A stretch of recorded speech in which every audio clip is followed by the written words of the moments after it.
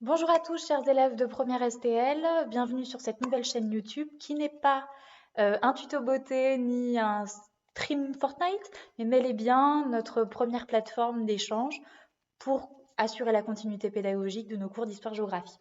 Alors avant même de commencer cette première vidéo explicative, je tenais très sincèrement à vous dire que je pense très fort à vous dans la situation particulière que nous traversons en ce moment et dans cette crise sanitaire sans précédent.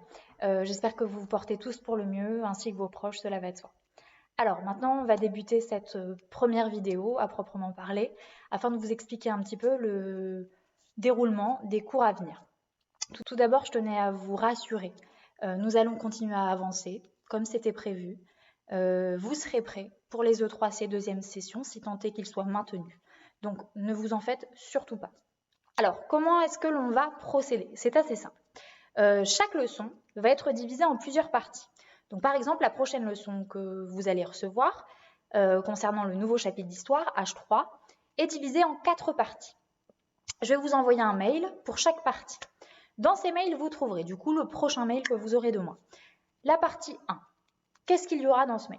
Tout d'abord, un lien YouTube, une vidéo YouTube. Vous cliquerez dessus et vous viendrez regarder la leçon.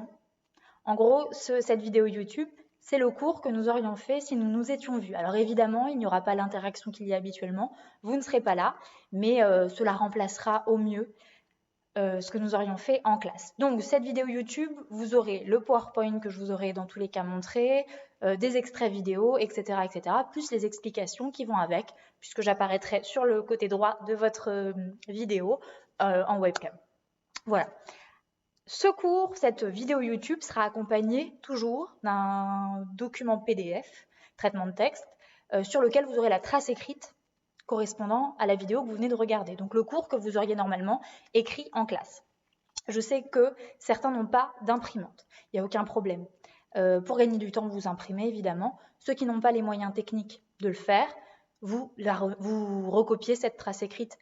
C'est ce que vous auriez fait en classe en temps normal. Qui plus est, l'avantage de recopier cette trace écrite, c'est que déjà, vous allez commencer à intégrer les connaissances attendues.